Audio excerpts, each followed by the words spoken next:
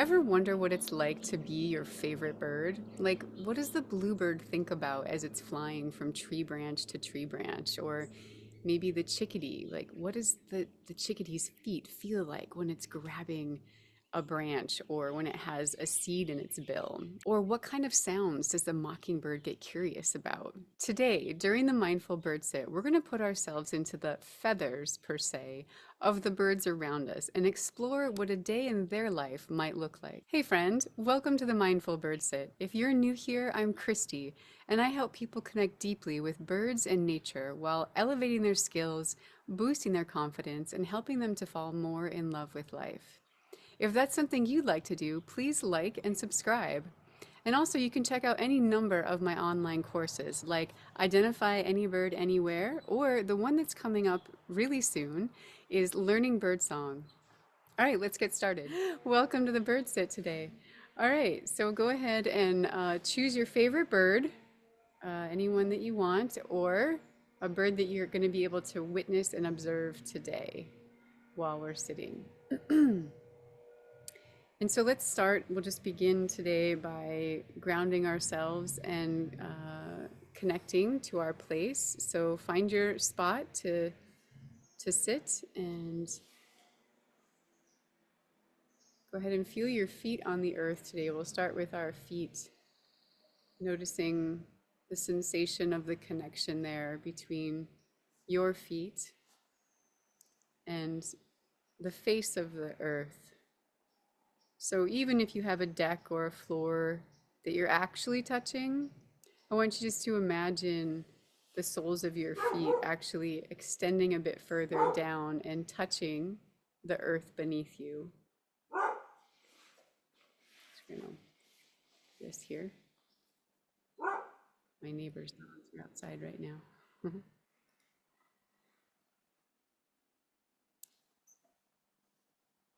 Good work. And now send your imagination down into the earth, just imagining that quiet, likely cold place right now.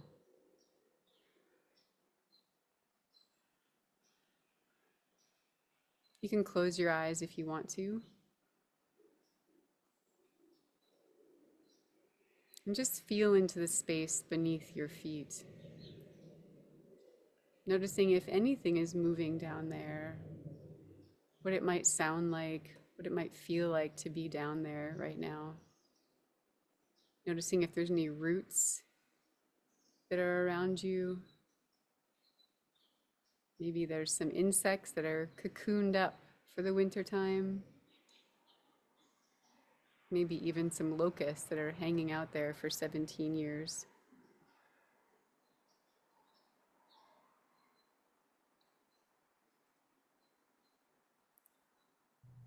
Great, and now gather up all the good juju that you might be experiencing down there in that dark, quiet place right now. And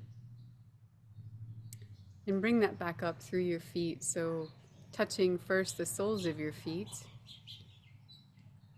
and then moving slowly all the way up your body from the tips of your toes all the way up to the tip, the crown of your head. So nice and slowly go through your body with a nice deep breath in, and on your exhale, just letting it all go through the crown of your head.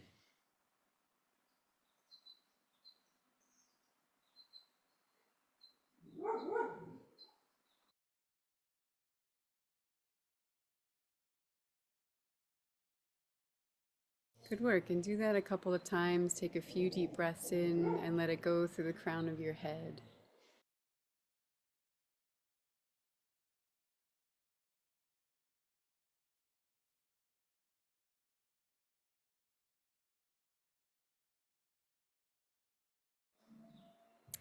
Now, as you're becoming more aware of the world around you, we'll begin with our ears. So starting to listen, noticing the sounds and how they might be different from the ones you were tapping into deep within the earth.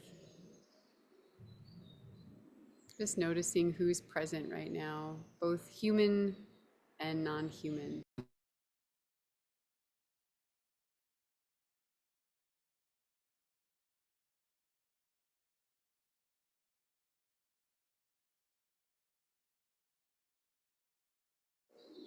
Good work. So let's now stretch your ears, your listening off into the distance, noticing what the furthest sound away is that you can hear in this moment.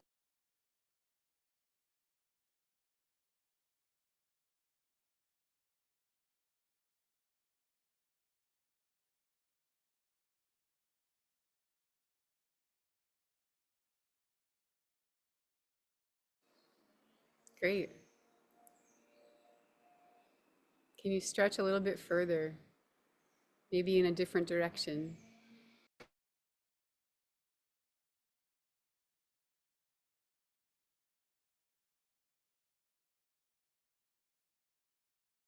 Noticing what the rhythm and the sound or the symphony is in your landscape this morning. How might it be different from the last time that we sat together?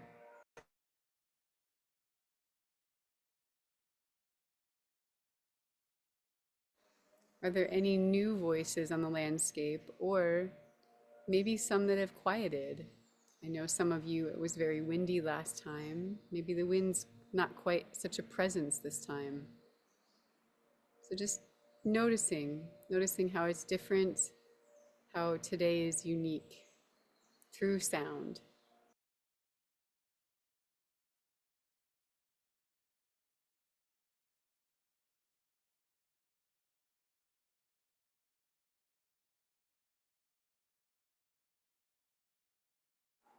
Also, is there anything new or unique about the quality of the sound? So maybe last time you had chickadees singing, but this time maybe they're doing something a little different.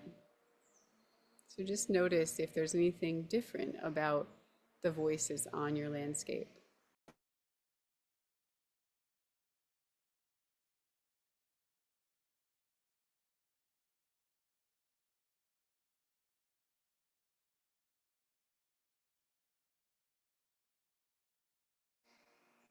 Beautiful. And still with your eyes closed, if you'd like. Now move your attention to the felt sense of your body. So what does it feel like to be in your body today? You can start within, noticing your breath, notice any of your internal organs, your muscles. How does it feel to be inside your body right now?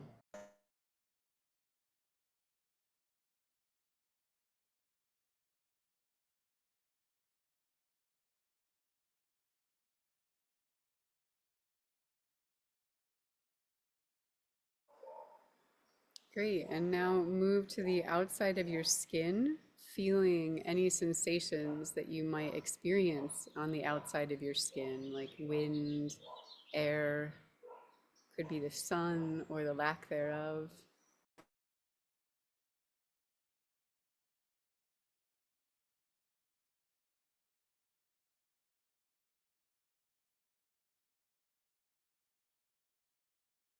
Noticing if you're still tapping into the sounds as well while you're feeling the sensations on your skin.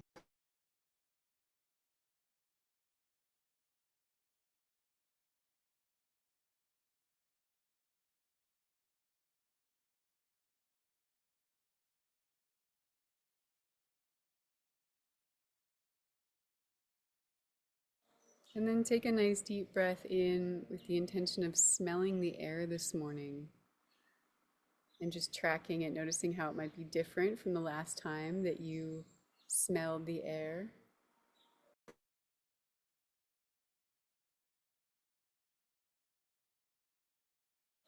Also noticing if your breath is different than the last time that you took a deep breath in with awareness. Maybe this time you can inhale a bit more deeply. Maybe not.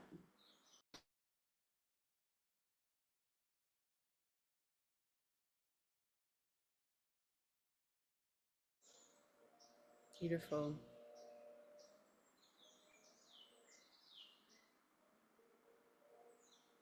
So we're going to do something different when we open our eyes today. So go ahead and keep them closed for a moment. And I want you to remember the bird that you chose. So each of you chose either a favorite bird or one that you think you might get to observe today. So I want you to bring that bird in your mind right now. Let yourself really connect with that bird for a moment. How tall is that bird? What do its wings look like? Its tail? Noticing where its bill is in relation to its eyes. And what kind of a bill does your bird have? What kind of feet does it have? How does it grasp onto a branch or the ground? How fluffy might its feathers be today? Might they be poofed out to keep it warm, or maybe not so much? Noticing where the colors are on your bird.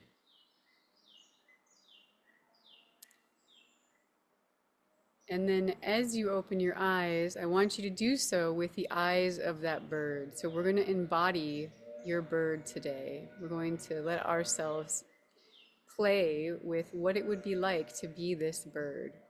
So as you gently open your eyes, imagine that you are this bird. Find a favorite perch to sit upon. And I want you to explore the visual world of this bird for the next couple of minutes. We'll do so in silence, but just let yourself look around, be curious. What might you do? What might you look at or look for through the eyes of this bird?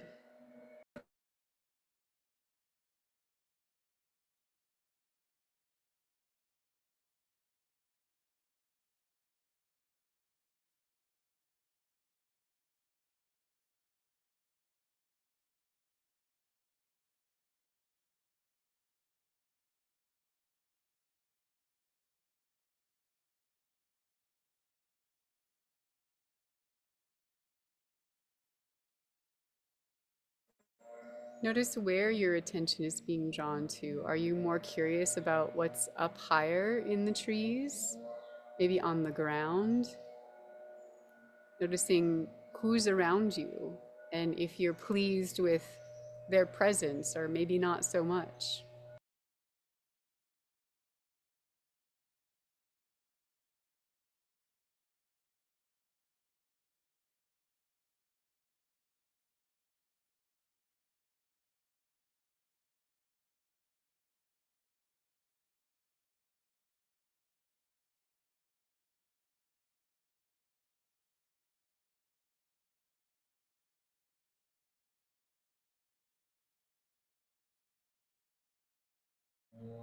Notice what kinds of things make you really curious when you see them moving, and what other things might make you feel concerned.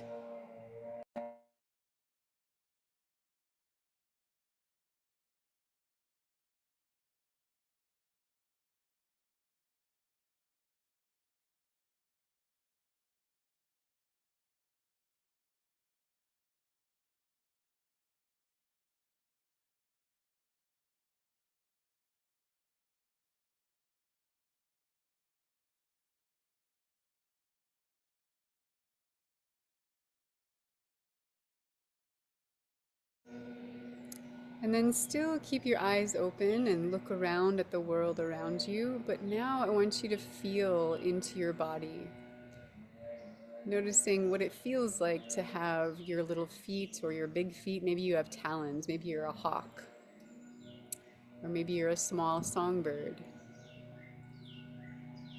And so we'll shift to our felt sense. So noticing what it feels like to have your wings and your feathers. What might it feel like to bite down on a seed if you're a seed eater, or feel around in the bark for an insect if you're an insect eater? So let yourself explore the felt sense of your bird's world.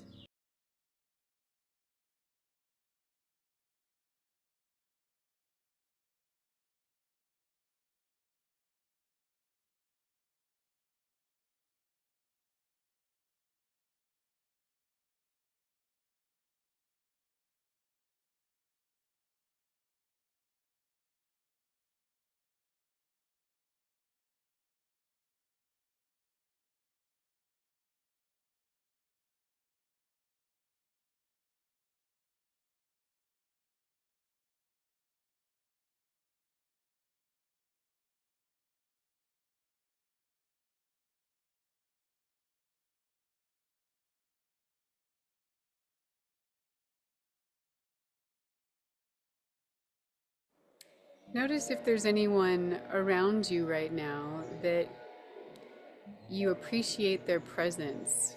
Do you want to move with them as they move through the forest? Or maybe you don't really care very much about them at all. Maybe their presence doesn't affect you in any way. But just kind of check out who's around and notice what your feeling is about them.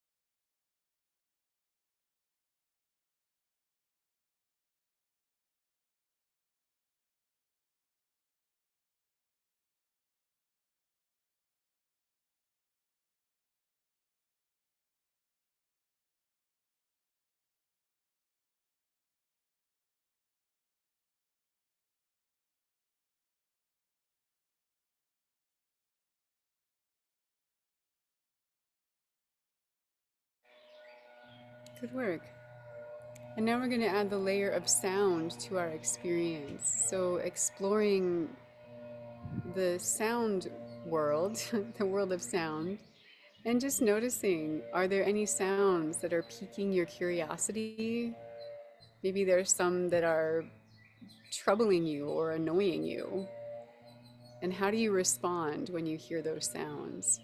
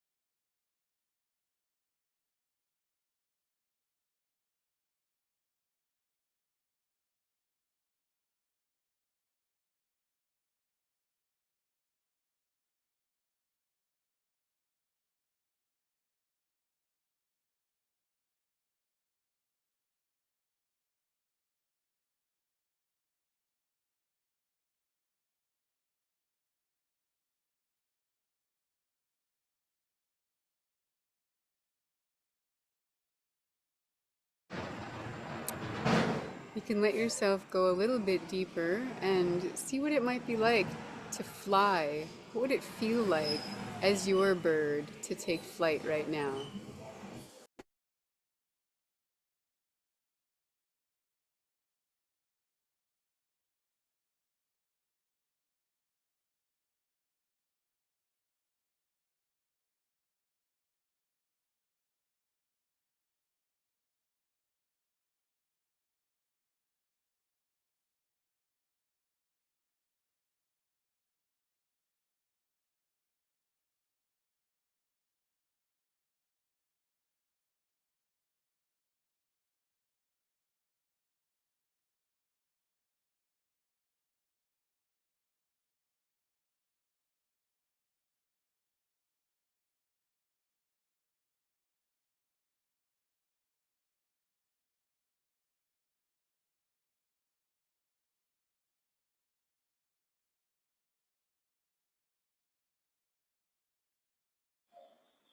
Notice if you have any thoughts or feelings about the weather currently. Noticing if there's any clouds in the sky, noticing what direction the wind's coming from, and if there's any sensations or feelings that you might have about the weather today.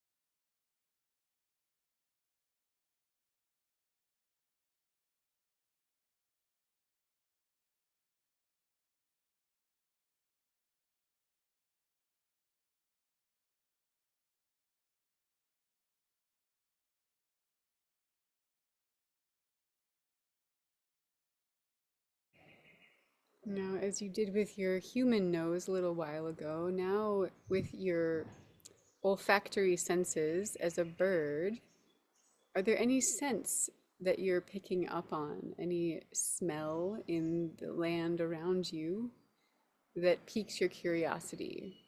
Is there anything, any action you want to take when you smell that smell?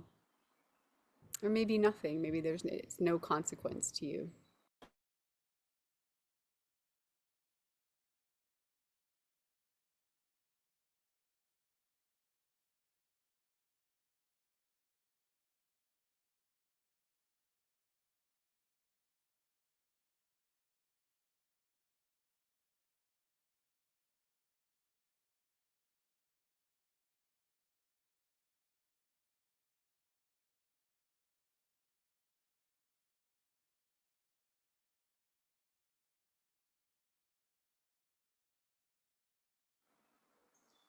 And for those who want, you can spend the last handful of minutes with your eyes closed. Some of us find it a little bit easier to imagine when our eyes are closed, and the rest of you, if you'd like to keep your eyes open, that's perfectly fine.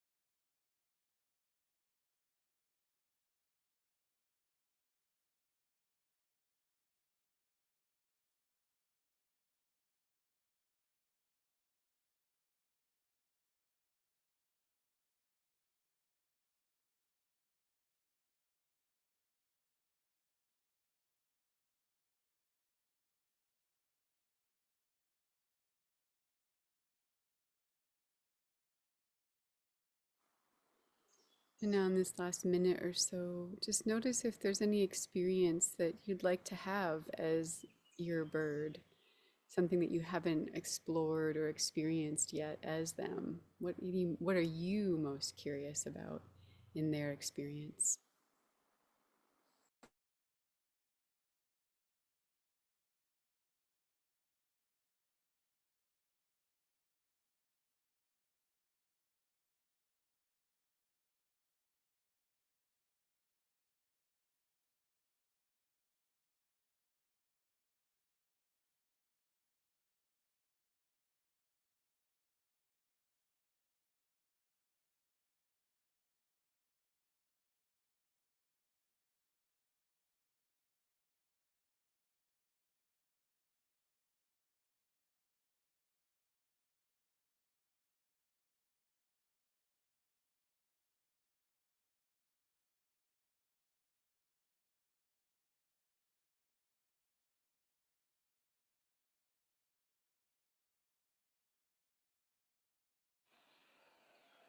Okay, good work. So take the next moment or so and offer a blessing or gratitude to your bird. You can open your eyes if you want or keep them closed still, whatever you prefer. And also anything else you might have connected with as your bird today as well.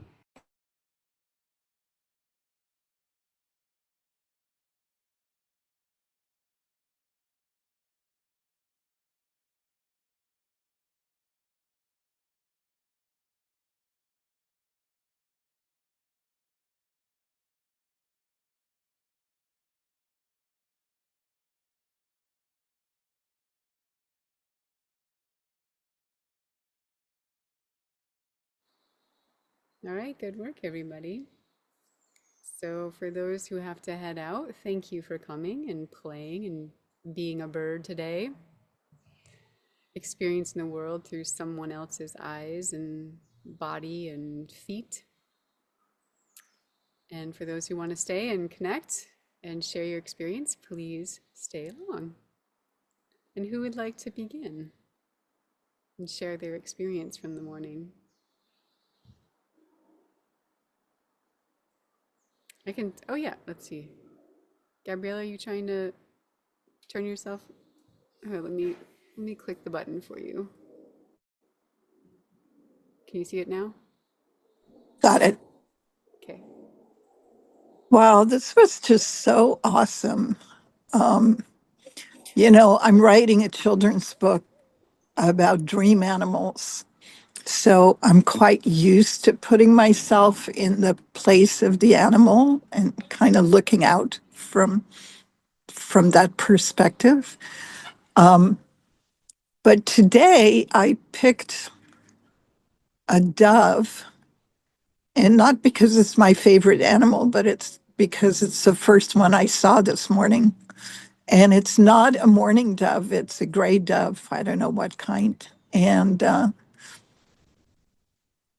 it was so fascinating being, I don't know if I was projecting or the dove was projecting, but to see myself from that perspective, like the dove was looking at me sitting on the balcony, very curious, but also very kind of alarmist in a way.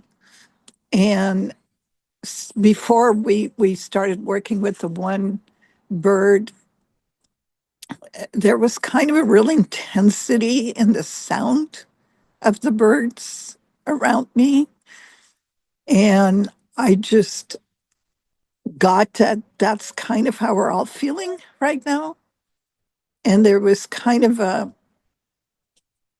alarmist kind of sense, rhythm in the air.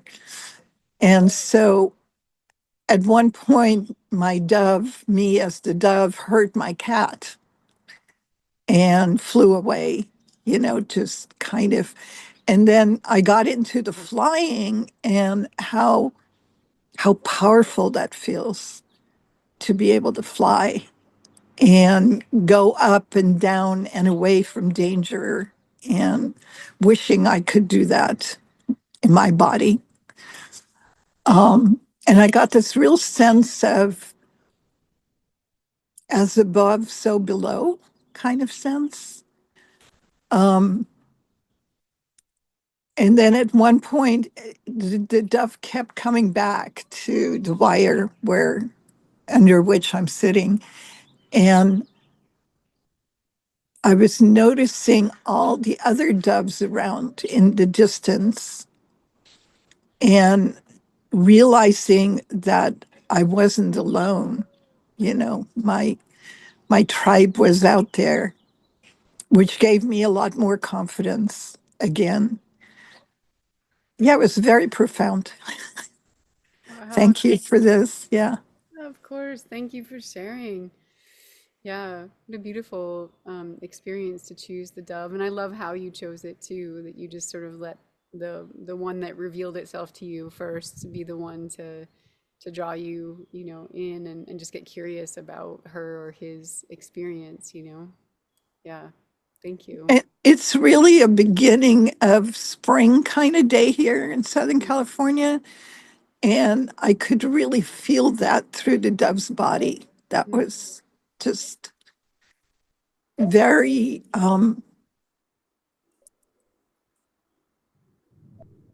very much a feeling I need right now. Mhm. Yeah, yeah, right on, Gabrielle. Thank you. Thank you. For sure. I'll share mine. So I chose the mockingbird. I have this mockingbird that hangs out in the back alley over here, and almost every morning there's a certain time of day where it perches up in the tree and sort of faces me. I don't know if it's actually facing me, but it's facing my direction. and it just it just sort of experiences the world. I think it's that time of morning after they've been feeding for a while and they're just resting. Some birds are preening and whatnot. And the mockingbird, I can always see it because it's just this bright white breast, and it's facing me, and it's usually right up in the tree where the sun is rising and warming its body. So yeah, I chose the mockingbird today, and I noticed I was very curious about the cardinal's song. Like there's a cardinal making a very slow song here in the distance, not in the distance, but just in the background. Um, and as a mockingbird, learning other people's songs, I was really curious about the cardinals. And then I also noticed that when the garbage truck came by, I really didn't like that. Mostly because it's so big and rattly, and it's like I couldn't hear everything else that I might need to hear, I might need to be attentive to. And that's actually just FYI. That's often when accipiters will come in and make their move when planes or large cars and things like that move by. When there's a large disturbance, they take advantage of that. And so, as I don't know if it's just because I knew that or what, but I noticed that when it went by, I was just like, ooh, I don't like this right now. Like I want it just to go away so I can like keep listening. And then the last piece was when I suggested that we experience something else of this bird that we hadn't tried to yet. And I thought, well, what else haven't I experienced? And I thought, I really want to know. I don't know why I thought this. I was like, I really want to know what it's like to like kill a grub, and just like when the birds go, wah, wah, wah, wah, like how they smash it. It felt really violent, but like at the same time, I was just like, I don't know. I just want to see what that's like. And like what it would feel like to be that one. And it does, it's like just because they're small and just because it's a grub doesn't mean it's like any less violent than sort of like a wolf killing an elk. And so yeah, so I felt myself like experiencing that, and I was just like, wow, it's really intense, like because I mean, for various reasons they do that. And I really wanted to eat whatever it was, and I was like, I got to do this to eat it. And um, yeah, so that was like, I don't know if I can call it fun necessarily, but it was really interesting to experience the like killing a big fat grub. Yeah, I think and mostly I was just observing. I was doing a lot of observing today as the mockingbird, and just kind of curious about the sounds around me. It was sort of just like everyone's like the people I know pretty much were here. There was some little birds that were chasing each other, and I was just kind of like, oh, they're doing their mating thing right now, And so I wasn't I because as a relatively solitary bird, um, I didn't have that feeling that like Gabrielle was describing, where it's like, oh, my people are here. It's kind of like these are my neighbors and I know them, but like it wasn't like the tribal feeling. It was just kind of like I'm doing my own thing. Yeah. So that was my experience. All right, who else would like to share? All right, I saw Anne Marie first, then Joy, then Anne. All right. My internet's a little unstable, so hopefully I'll stay. But it was interesting. Right when we began, everything got quiet. Um, so we were in alarm mode apparently, and tucking in for silence. So it was scary uh, kind of feeling, because I was going with the Carolina wren or bluebird even, and so um, making sure I was listening for the cardinals were making little calls to each other. And then I have a pair of palatids that were flying by. They didn't seem to care, so they were big enough or whatever. They were fine, and chasing each other around the edge, but they did hightail it to a different spot. So then I was a little concerned about that. So, but I then everything sort of began to relax. So once I started to hear the chickadee gave its like little call, it was like kind of like all clear. Then you could hear singing and more moving around. So it was relaxing. at that point. So I could definitely feel the tension that was going on, and everybody was tucked in, and just making sure carefully, are you here, are you here, and then not much after that. So it was very interesting. So Nice, Emery. As your bird, where did you find you wanted to be, like with that sort of tension around whatever was causing the silence? I was way in the middle of a thicket down low, trying to camouflage with my brownness.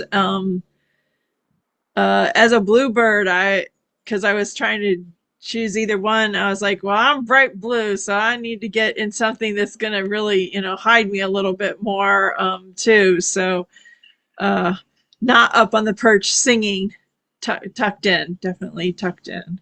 Mhm. So Yeah, so you went like down and into something to seek cover. yeah, Yeah, yeah, yeah. interesting.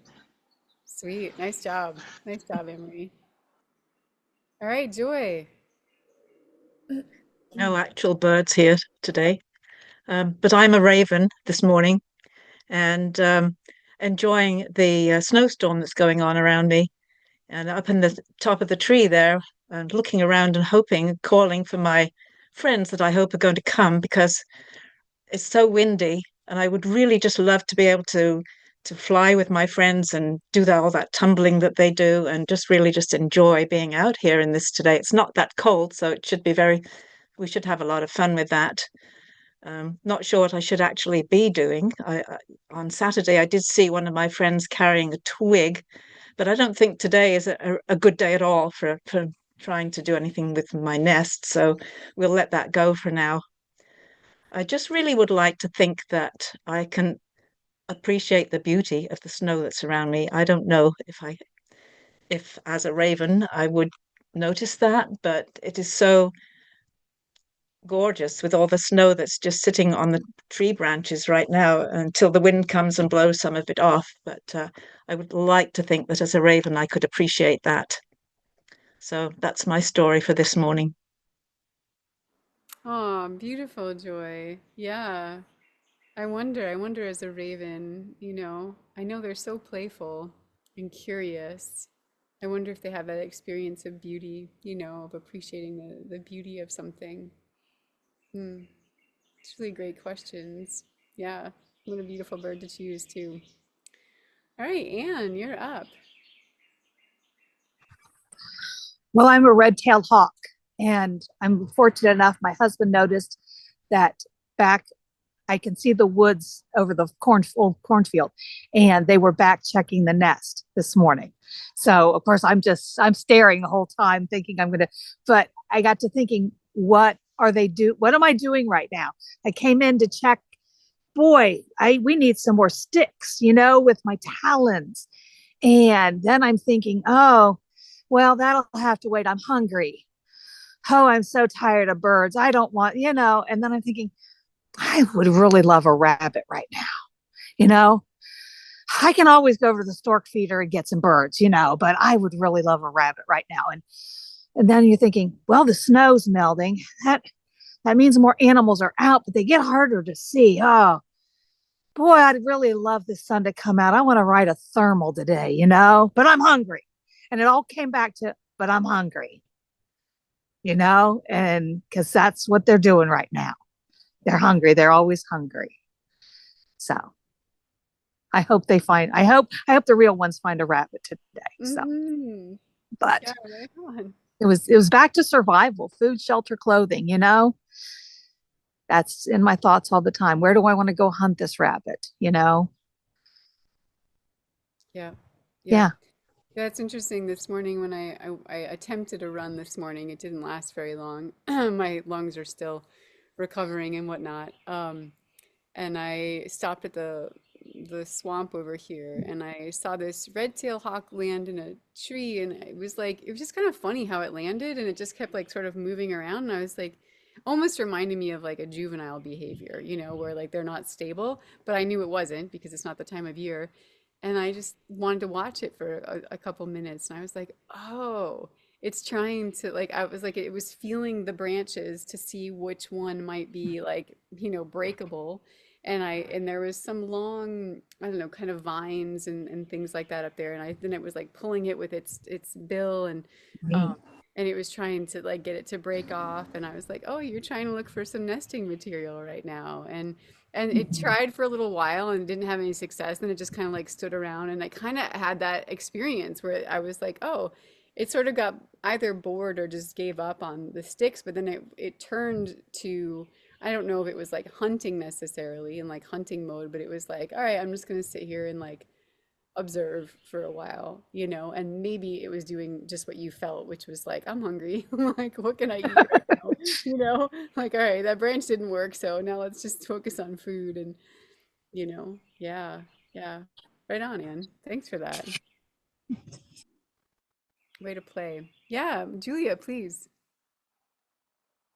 Well, this morning I was out earlier and I noticed that a red-bellied woodpecker was making a nest in a tree where um, and it's the same tree a flicker had nested in before, and I've heard the flicker around, so I thought really cool. And so when you said, becoming a bird or having a favorite bird, I thought, oh, I'm going to move where I can see that red-bellied woodpecker. Of course, it did not appear again, but that's what was thinking of. And one thing I thought, oh, the difference between clinging feet and perching feet, or the difference of that experience. And so that was fun. And I thought probably because I'm out here, the bird is not coming back because it looked like it was bringing in or working on, say, feathering the nest, making it softer, bringing in some grass or something like that to make it uh, more comfortable. Anyway, and I did see, I had two high points last week. One was uh, because of the snow and ice, we had so many birds at the bird feeders. I looked out and there was a Cooper's hawk, no other birds. I thought, and the, the markings were a little different. I thought, well, maybe it's an immature one. And I'm looking at it's just sitting there. So I had plenty of time to look in the books, and I just watched the hawk and just watched. And I thought, well, how about going after a starling? And by golly, because I'd had starlings at the feeder, a starling came up, and it had to be behind what I think of as the periphery of the vision. But that hawk went for it and just nabbed it right. And I thought, yes, one starling down, but it was amazing the route that it swooped down and then up. I thought, what wonderful wing, flying control this bird has.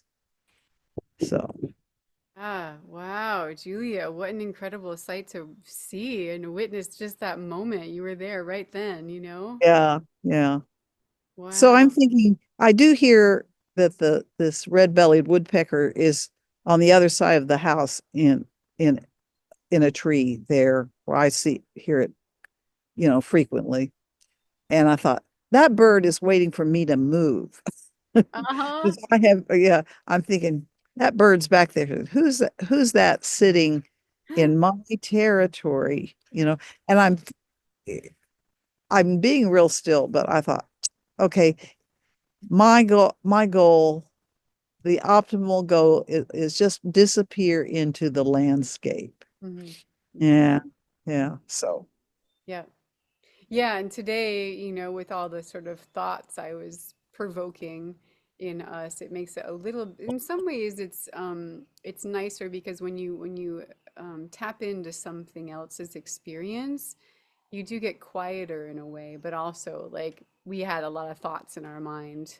I'm sure most of us were thinking about things, and so it makes us less invisible in that way. So, yeah. Thanks, Julia. All right, anyone else? When Jackie, go for it. Yeah. Well, this was fun to do, and I picked the Buick's Run, and uh, they're not around right now, but I um, experienced how, that as the bird, I just be very curious about everything, and I just make little short little trips, to different places, and I have these grapevines around, and I'd be exploring for little bugs, but always kind of on the alert. And I was just thinking what it's like to have eyes here instead of here, and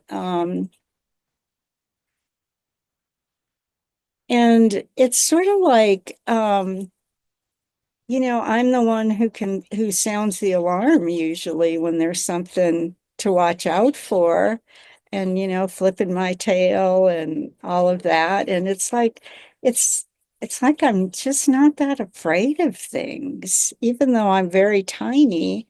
And it just was cool to think about that.